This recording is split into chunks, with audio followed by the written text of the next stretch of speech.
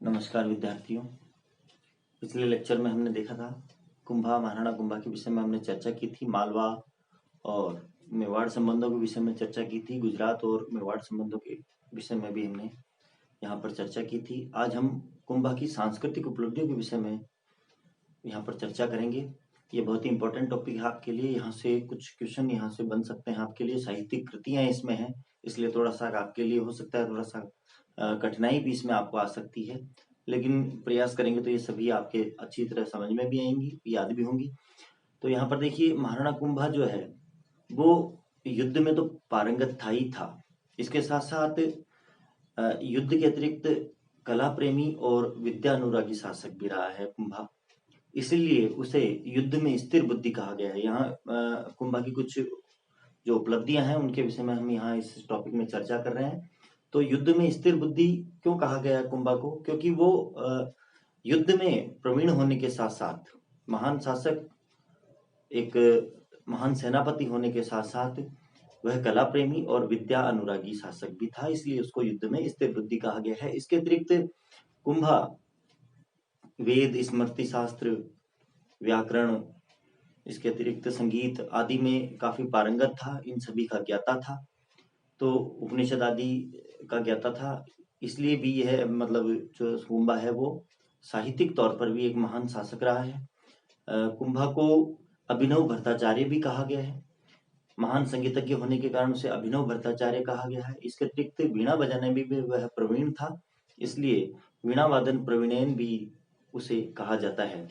इसके अतिरिक्त कुंभा ने विद्वानों को संरक्षण प्रदान किया था, इसलिए उसे राणो रासो भी कहा जाता है। और कुंभा ने स्वयं एक उपाधि धारण की थी आदि वराह की, यह भी एक इम्पोर्टेंट है।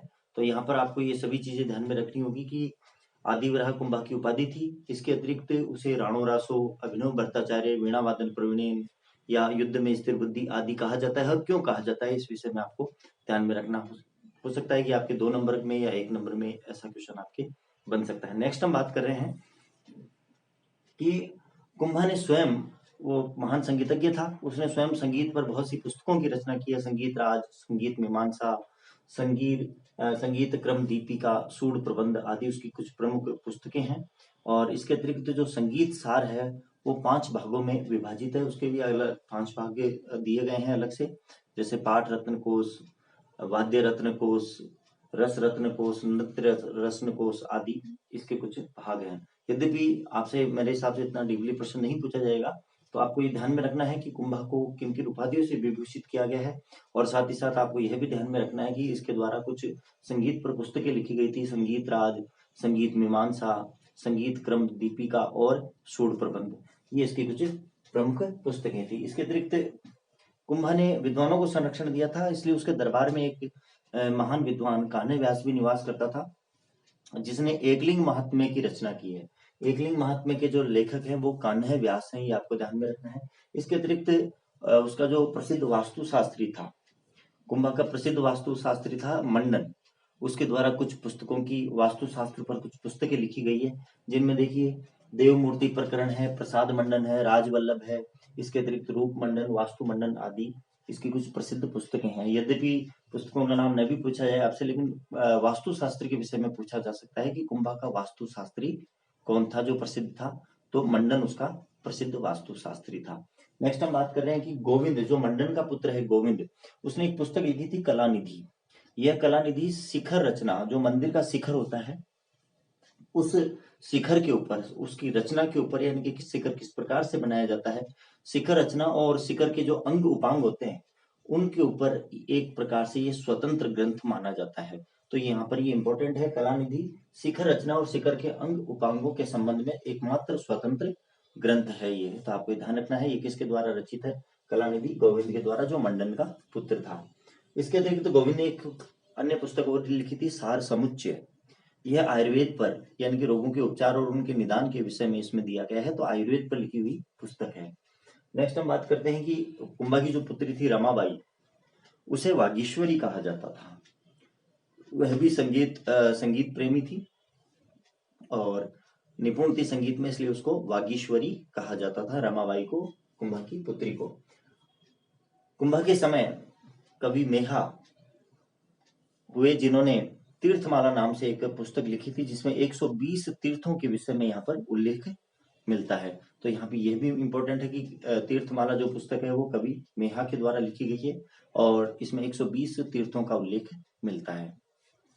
नेक्स्ट हम बात कर रहे हैं कि कुंभा के समय ही रणकपुर के जो जैन मंदिर हैं पाली के अंतर्गत, उनका निर्माण धारणक शाह ने करवाया था।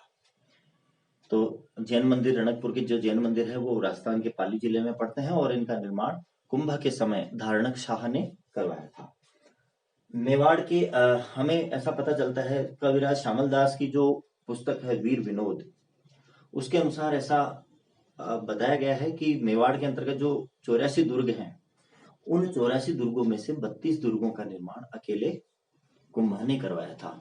ऐसा हमको वीर विनोद जो कवि श्यामल दास की रचना है उसके अनुसार पता चलता है। तो यहाँ पर यह भी इम्पोर्टेंट है कि किस के अनुसार 84 में से 32 दुर्गों का निर्माण कुंभा के द्वारा करवाया गया था। तो यहाँ पर यह कौन बताता है? कविराज श्यामल दास की पुस्तक वीर विनोद, ये ध्यान रखने योग्य है। इसके अतिरिक्त हम बात कर रहे हैं कि कुंभा के द्वारा जो कुंभलगढ़ दुर्ग का निर्माण करवाया गया था, जो वर्तमान में राजसमंद में पड़ता है।